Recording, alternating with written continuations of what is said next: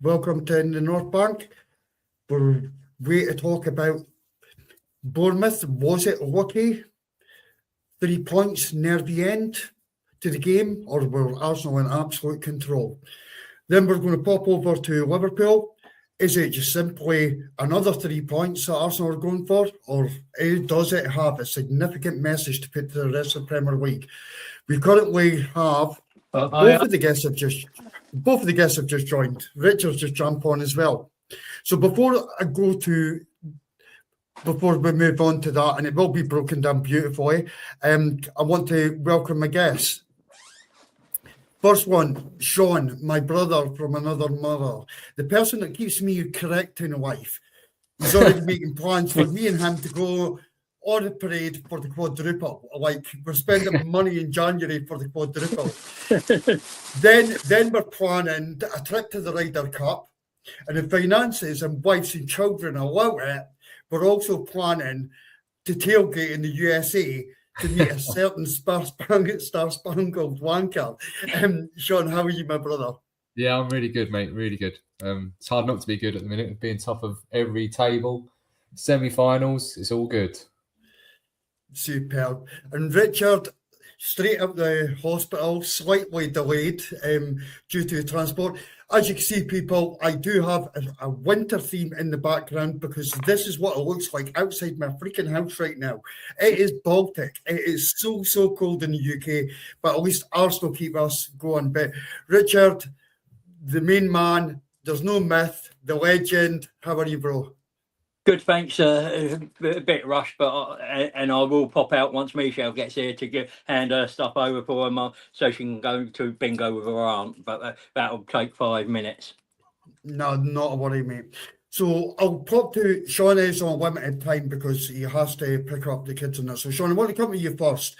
The lineup broke for Bournemouth. Were you happy with that? I'll just go quickly through the lineup. We've obviously got Ray, Timber, Saliba, Gabriel, Hincapié, Zubimendi, Rice, Odegaard, Noni, Gyökeres and Martinelli. Was there anything that you liked or disliked during that, and how did it make you feel, bro? Do you know what, Mark? Part of that, for me, depends on how Thursday goes. Because if we go to Thursday and we look fresh and we look great and we win that game, then no problem. But it nearly backfired. I just think in the Premier League, when you want to win the Premier League, there's no team, maybe bar Wolves, but even then, like Wolves nearly got off something against us. I just don't think you can rest your best 11. I don't think you should change and rest your best 11 in the Premier League. It's so risky and it can backfire. It's a hard balance. And I do see where you're coming from with that, Sean, but for me, I think it's a hard balance. But yeah, we've got cups coming up. There's a possibility. Richard, where do you stand on that? Where do you stand on rotation? How do you? Yeah, I mean, a year ago, any rotation would have killed us in that game. But the only one that maybe shocked me was Gyökeres. He didn't rest Gyökeres as well and start Jesus, but maybe he starts Jesus at Liverpool. But it's what I'd said in my preview show, that I'd swap that front three around because we've got to rest Saka at some point. His hamstrings have both gone, and you've got to keep him fit if you want to win this league. And the same, and we've got what? Not 9 games in January, so I expected against Bournemouth, I expect it against Portsmouth, wholesale changes against Portsmouth, and I expect wholesale changes against Kairat, and then little rotations maybe in the other games if you need to. Yeah. No, fair play. That's maybe a topic for a podcast, to be honest. And I think it's a good one, Sean, that you came out with. But Sean, to come back to you, the first half is pretty dire, if we're being honest. Misplaced passes, etc. Can you touch on the influence of Gabriel? Not just a mistake, his goal, and coming back into the side after injury. Yeah, I mean, I think he has. I mean, other than that slip up. he has just come back like he was never gone. Like he's not been injured. Normally, I remember Gabriel in 2022 or 21. Whenever he'd miss a couple of games, he'd come back and he'd take 3 games to get his touch, to get his pass, to get everything back. He's just at that level now of world class. I think that, you know, injured for 6 weeks, yeah, he'll slot straight back in and play the game.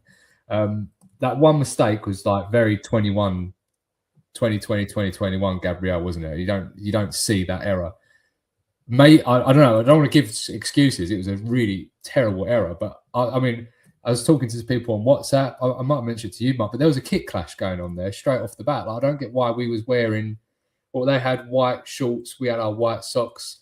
Aren't we not allowed to wear our home kit against Spurs at Spurs because of our white sleeves?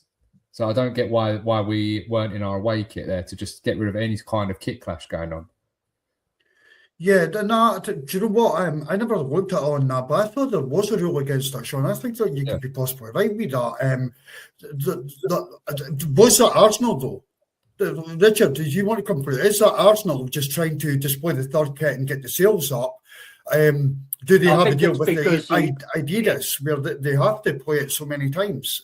I think it was because the blue and black is so close to the red and black that it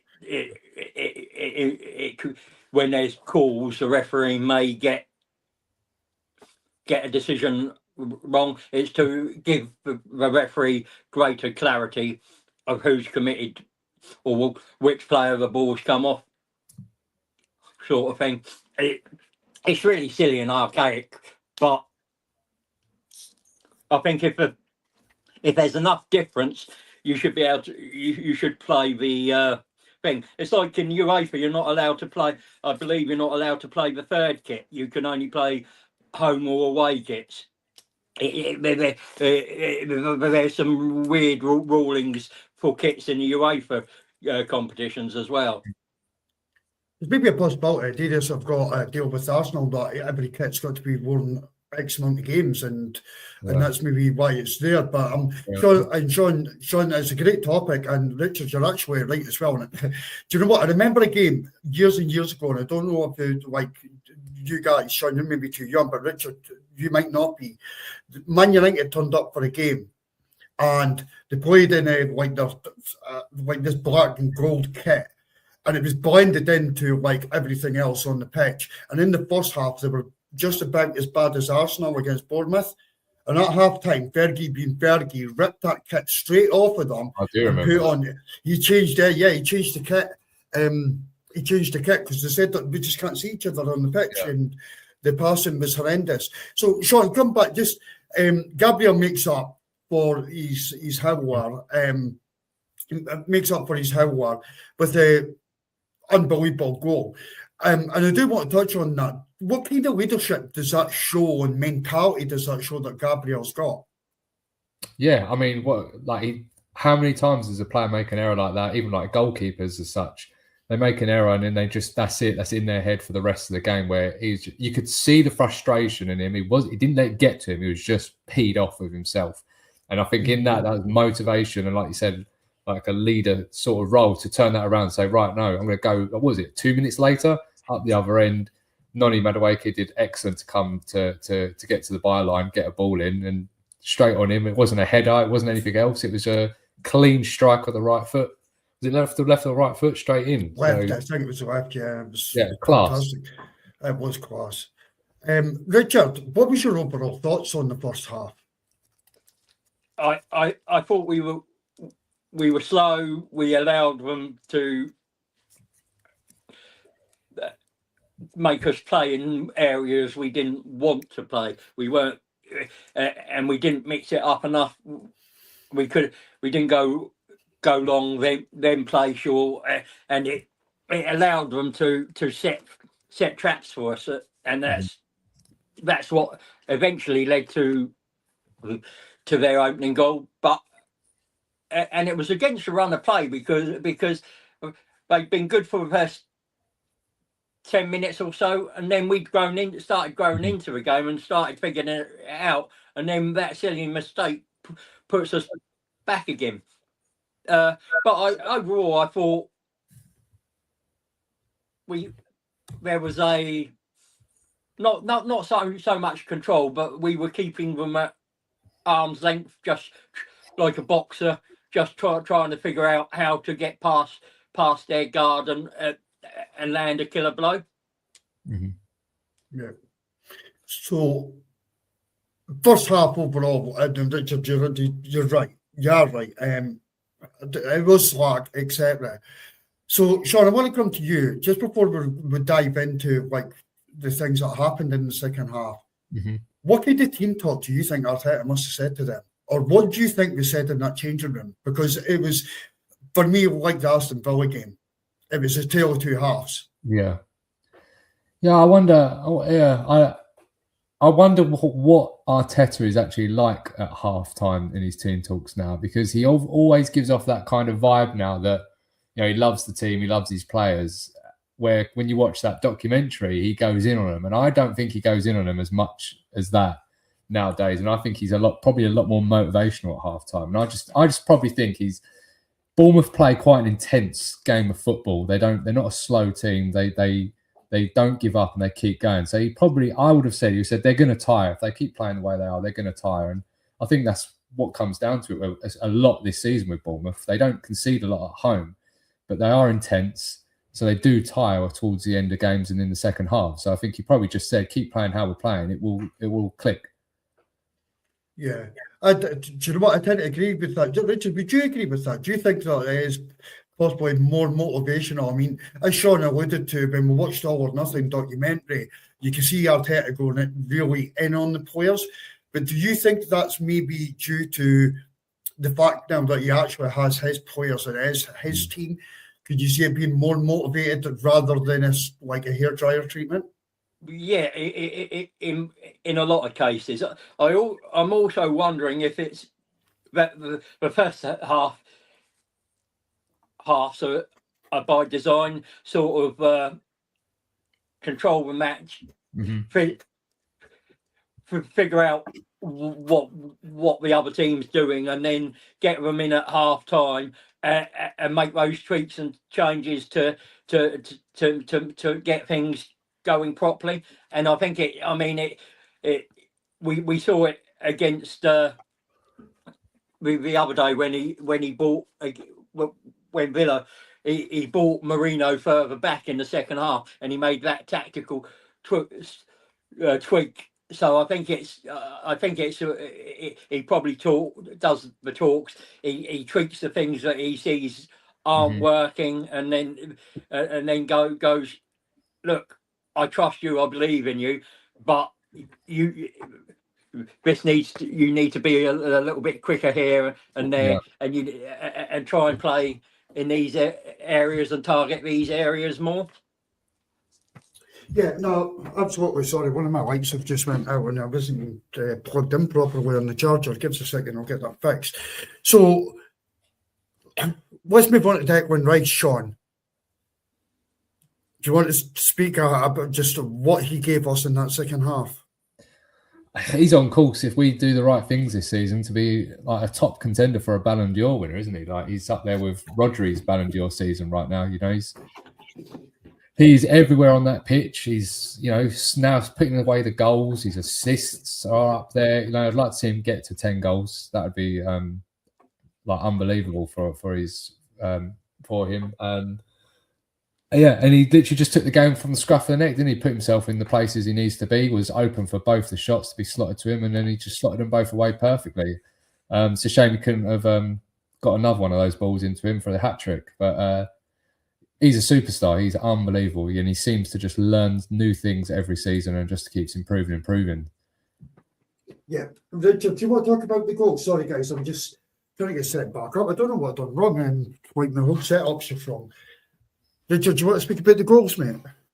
Yeah, I mean, on the initial look, you think that is brilliant play by Odegaard to fake a shot and pass to Royce. But in his interview, Royce says that he literally screams for the ball, and you still have to give Odegaard credit for the fact that he was going to take a shot. He heard Royce's cool, and was able to change what he was doing.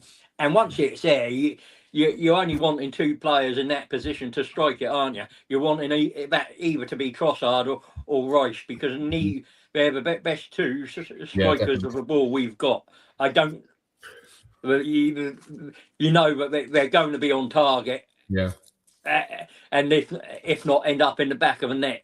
They're at least going to be testing the keeper if it doesn't nestle in the back of the net. But it was clever as well, because he played it back the other way, and the keeper was already moving the other way. So it was always going to be hard for him to get back down to that side. Mm-hmm. Can you guys hear me okay? Yeah, it sounds fine. Yeah, the pros on screen, God knows, like, there's no point in messing around with it. No point in messing around with it. Declan Rice. Sean, how close to world class are we talking? I think he's there. He's if Rodri's world class and Rodri's picking up Ballon d'Ors, then if we've won the Champions League this season, then I'm pretty sure Declan Rice picks up Ballon d'Or up. I would agree. Absolutely agree. Richard, we spoke the other night regarding weaknesses in Declan Rice's game. Well, if there is any. What do you think that Declan needs to improve on and within his game? Well, if you're going to put him up in the world's best or the Premier League's greatest midfielders, you're looking at the Lampards, the Scholes, and the Gerrards, and that means just more goals, more consistently, season in, season out. I think he's almost there. I don't think there's a weakness as such. It's just about upping that productivity in terms of goals and assists, which he will do.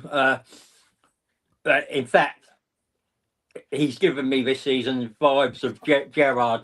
I think it was this in the season he dragged Liverpool back into the Champions League against Inter. He dragged them back into the game, and then was it 3 or 4 days later against West Ham in the FA Cup? He did exactly the same thing. He is dragging this team along with him. He's dragging them over the line, and you heard it in his interview afterwards. We've been here before.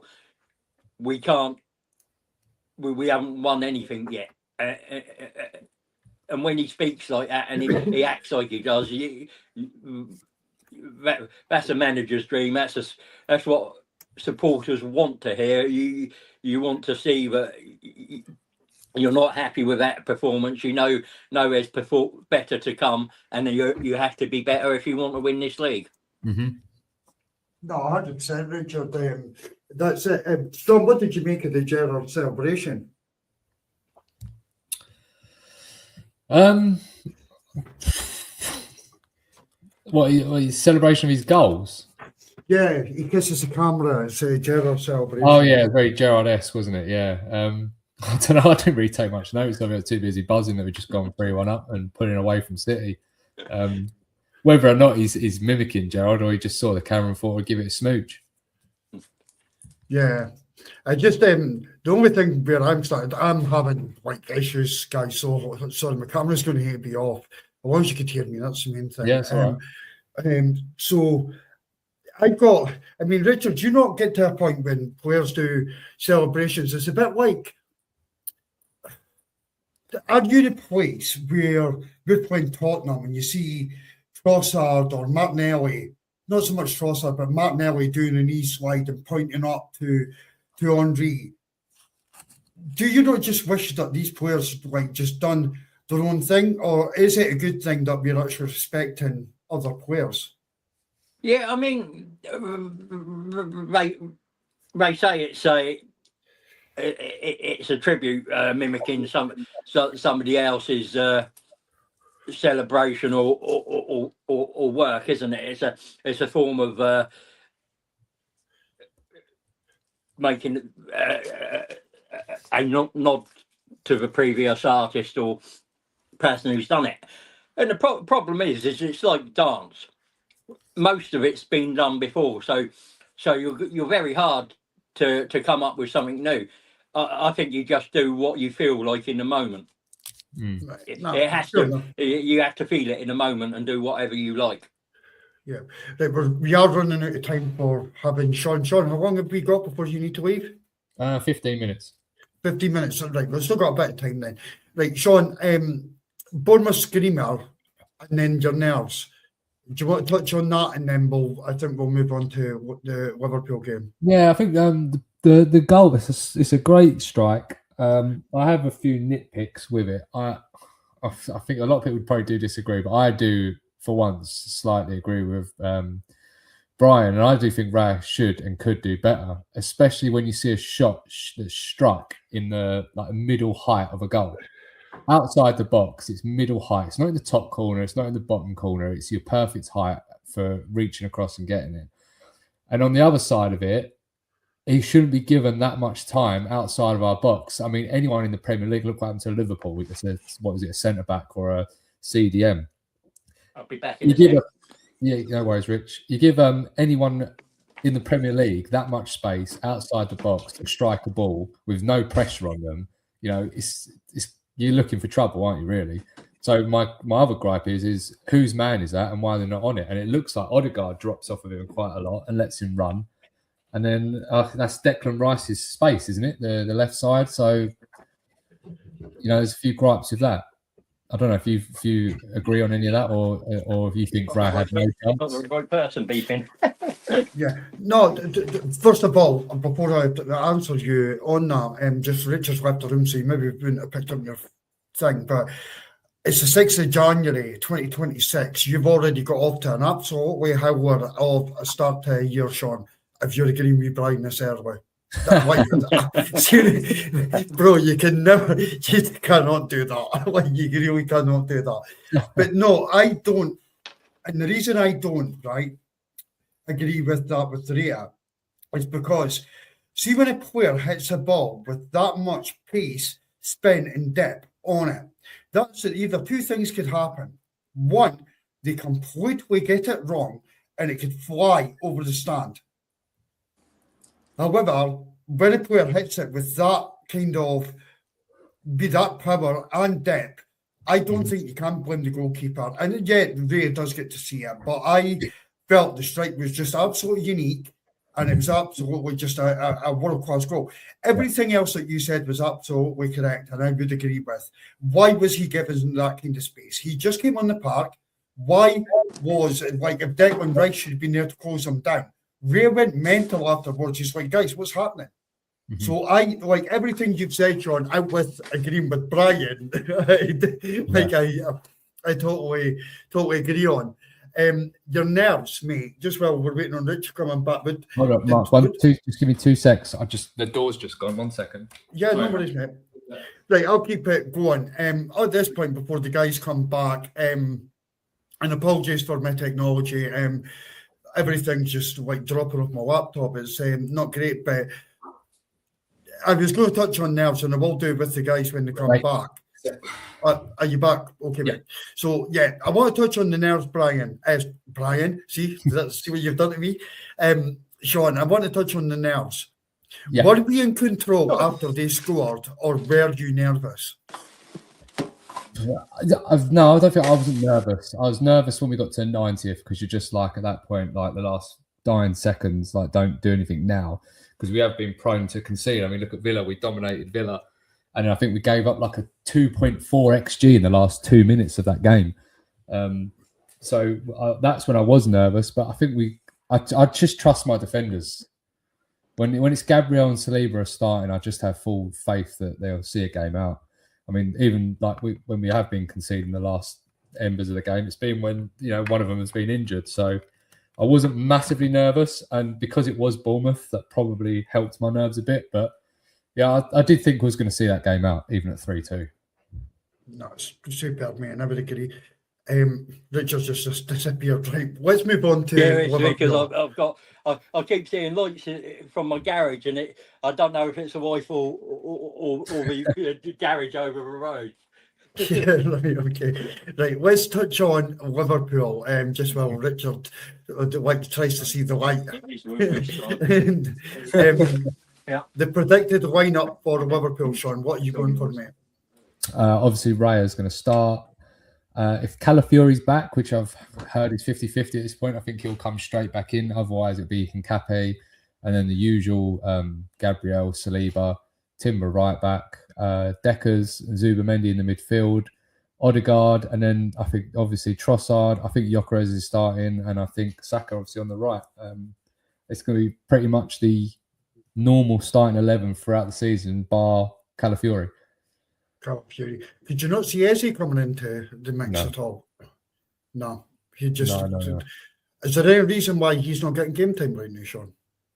I don't know why he would get game time at the minute. I don't know where he gets it. Odegaard's playing very well at the minute. Trossard's one of the best players in our team at the minute. So if you're going to put him in any other position, it's Declan Rice, and Declan Rice is our best player at the minute. So I don't really see how he gets in. The only way he gets in is injuries at the minute, or in cup games, or I would have had him start this Bournemouth game. I'm a bit surprised he didn't for the rotation, but yeah, that's the only way he gets games at the minute, I think. Yeah, Richard, could you run through your if you've seen the light, Richard? Which I don't think is actually possible, Richard. You're beyond seeing the light. But all jokes aside, bro. Do you want to run through your predicted lineup for Liverpool, bro? Yeah, I think it's pretty straightforward, isn't it? I mean, you've got Raya, Timber, Saliba, Gabriel. The first one is Calafiori fit? If he's fit, it's a straight toss up between him and Hincapié. I'd still personally keep Hincapié. Then midfield three speaks for itself. Rice, Zubamendi and Odegaard. Then you start Saka on the right, Trossard on the left, and then it's a case of Gyökeres or Jesus. And if you're trying to keep both fit and get minutes into both, you might go Jesus. But I think Gyökeres causes Van Dijk and Konate more issues than Jesus does. Mm-hmm. Yeah, Richard, I'm going to stay with you for a second for this question, because there's one waiter that I want to ask Sean before he drops off. Liverpool are in a bit of poor form at the moment. Do you expect a reaction from Liverpool, or are Liverpool just in a really bad place at this moment in time? I just think we've won the league. And they've relaxed maybe, and they've dropped 1-2%. And of course, in this league, if you drop 1-2%, that's the difference between winning and losing. I mean, Konate has dropped off the planet this season, and I just think their away form is terrible, and it's as much as Slot's fault as it is the players' fault, because he's changed the system and he hasn't figured out how to get the players to the best out of the players in that new system. No, that's fair enough. I've got moon on that, which I think I've said on, so I'm not going to elaborate on that. John, for you, is this game, does it mean anything for a title challenge, or is it just 3 points? Where is it anything for a title challenge? Of course, the 3 points matter, but what I'm meaning by that is it 3 points, or is it we're putting a statement to City and Villa because they're obviously still in the title challenge? I think it's an expected 3 points. I think Villa and City would probably even look at this game as if to say, to expect us to get 3 points. I think the atmosphere is going to be like a like it's a title game because it's Liverpool at the minute, and there's a bit of a grudge there, especially against their fans because they're so irritating online. But I'm expecting 3 points. I'm not expecting it to be an easy game like Villa, but then I wasn't expecting Villa to be an easy game. I was very worried about that Villa game to come out 4-1. Was a big surprise. But I mean, if we came out of this 4-1, it wouldn't be a big surprise, but I'm also not expecting a 4-1. I'm expecting a 2-1, 2-0.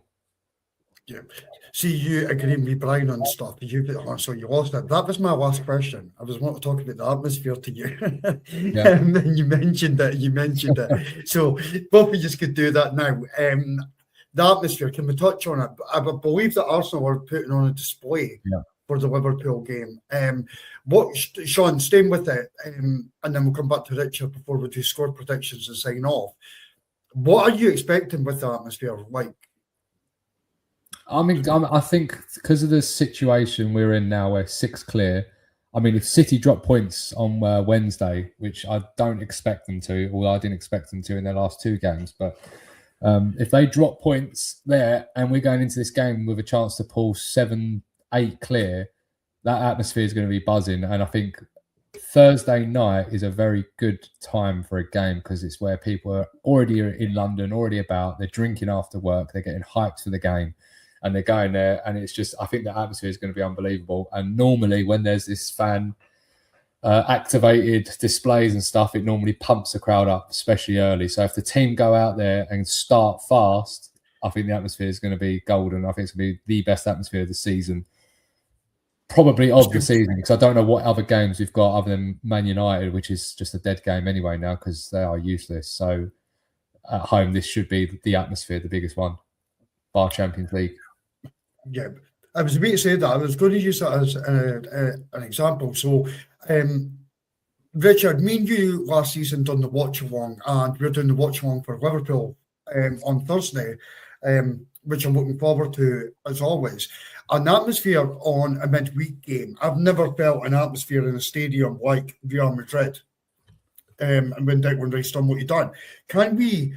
Do you agree with Sean and his case that bar that kind of game, or do you expect, yes, this is going to be the atmosphere inside the stadium on Thursday?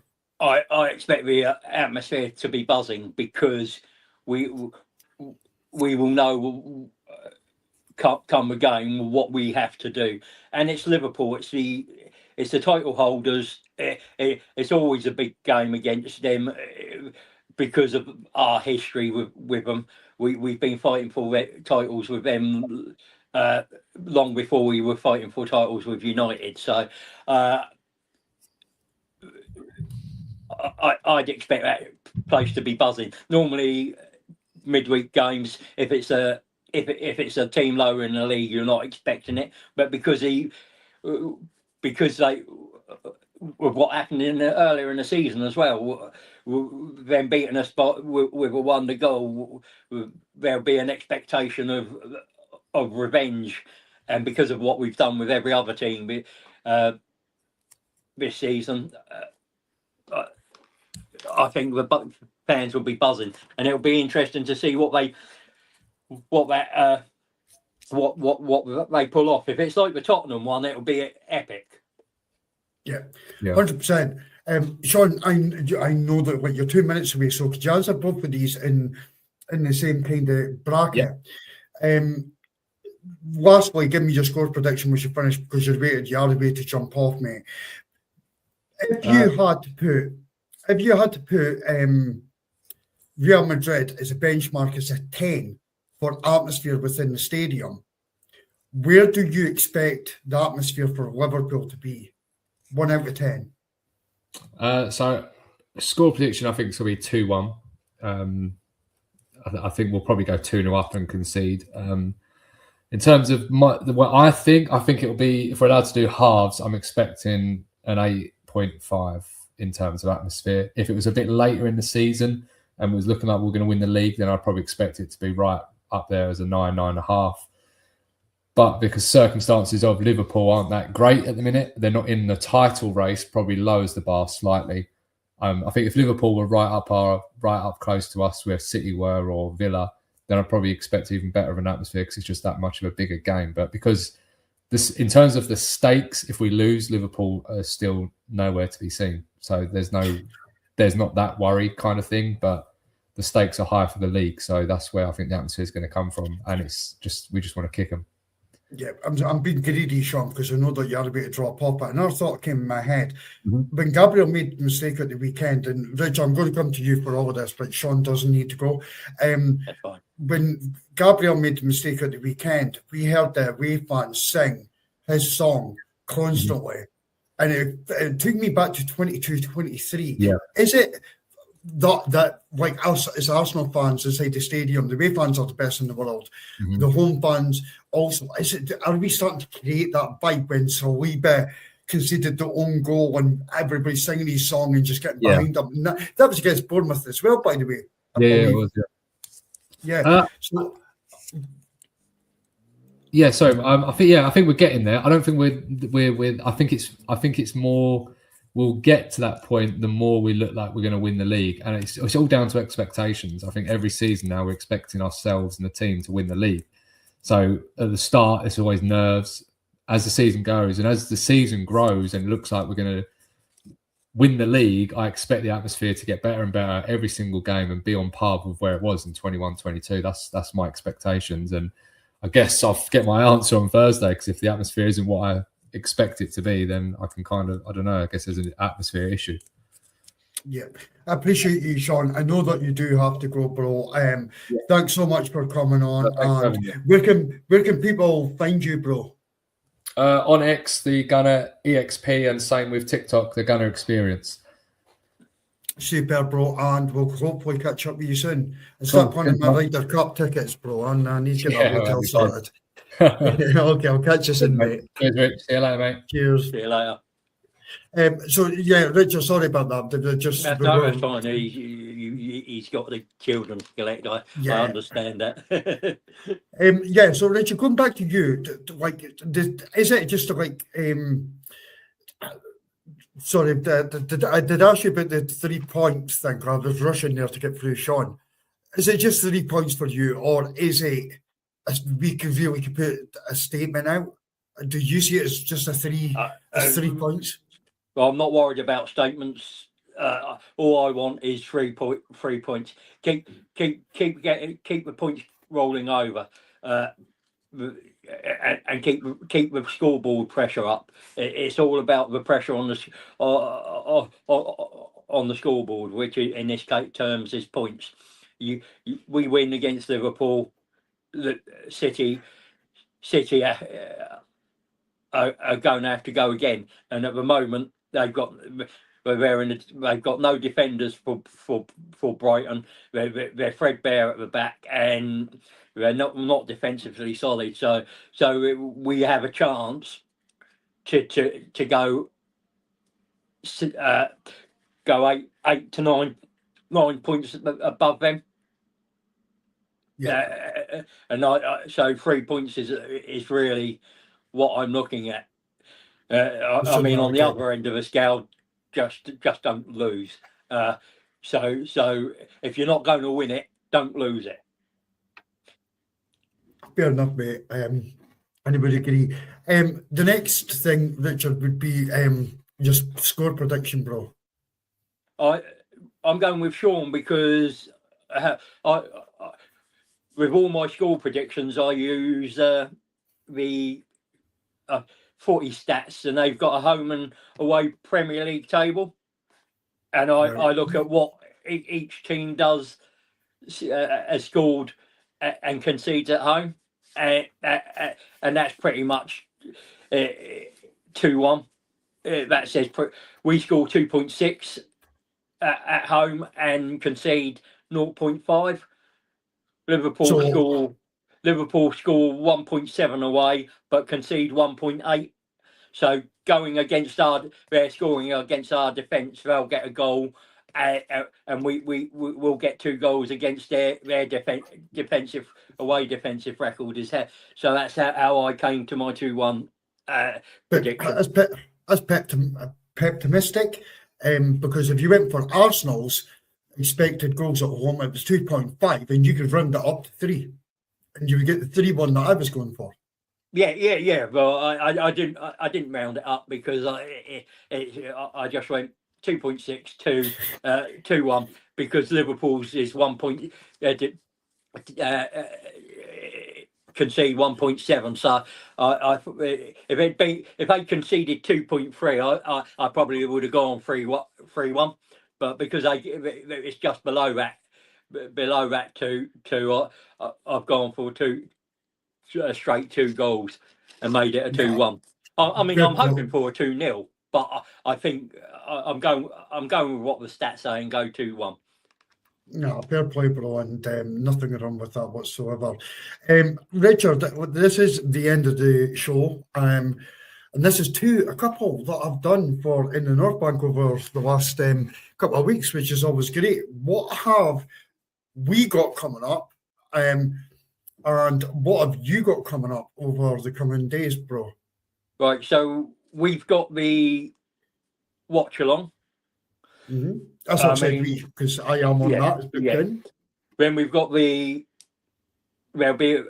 imagine there'll be a reaction and preview to the Portsmouth FA Cup game if it goes ahead, and because the pitch was frozen, and it's been the weather's been pretty dire down here the last 2 days, so that might get called off, but we won't know till the weekend. And then the watch along on Sunday. Hopefully, me and you will get on and do the Scottish ones at some point, and get that sorted. And then me and Des will have a few two old gunners stuff on top of that to do either tomorrow or next week. And then big Sunday show. Possibly, if Paul's not doing it, I think we need to do it. Yeah. And then the ladies are also playing Sunday, so but there won't be a watch along. They're playing Saturday, but there won't be a watch along for that because Angie's at the game and I'm at work at that time. But expect ladies in red to be back on Thursday. Looking at the weekend game against United. Fantastic, Richard. Absolutely love having you on. We're going to drop everything into the description. So everything's there for you guys. You'll know where to follow Sean. Sean's a great guy, season ticket holder. He drops a lot of material out. He's also on the Ashburton Grove channel that he does with myself and Brian. Richard, Des, Paul, they're smashing it. They're flying out material daily. Richard always says this and started saying this recently, and he's absolutely right. This is probably the best podcast on YouTube if you want a balanced debate regarding something. Because there's a lot of stuff that myself, Richard, Sean, Brian, Paul, Des, we could all absolutely 100% disagree with each other because we've all got different opinions on Arsenal. And that's what makes Arsenal beautiful. We've all got an opinion, but it's always done respectfully. It's not screaming at each other. It's not throwing abuse at each other. It's having that debate and asking the reason why someone thinks that. So if you want to be part of this community, please follow in the North Bank. Just please do it. It is fantastic. Richard will drop everything into descriptions. Get on there, DM Richard himself. You can DM me, you can DM Paul, DM then the North Bank page and get involved. If you want to have a voice, we are the fans for the fans. Come and get involved in it. It's an amazing channel and please do get involved in it. Richard, I love you, my brother. Thank you so much for coming on today. Thank you so much for coming on today, mate. I wish I'd been a bit earlier, but buses and trains being late and cancelled didn't help. Mate, I've got there's ferries getting cancelled and everything, and it's like everything's chaotic with the weather at the moment. It's just like it cannot be helped. It's the world that we live in January, mate. But until the next one, guys, Be optimistic, not pessimistic. 3-1 to the Arsenal. Come on, you Gunners. Come on, you Gunners.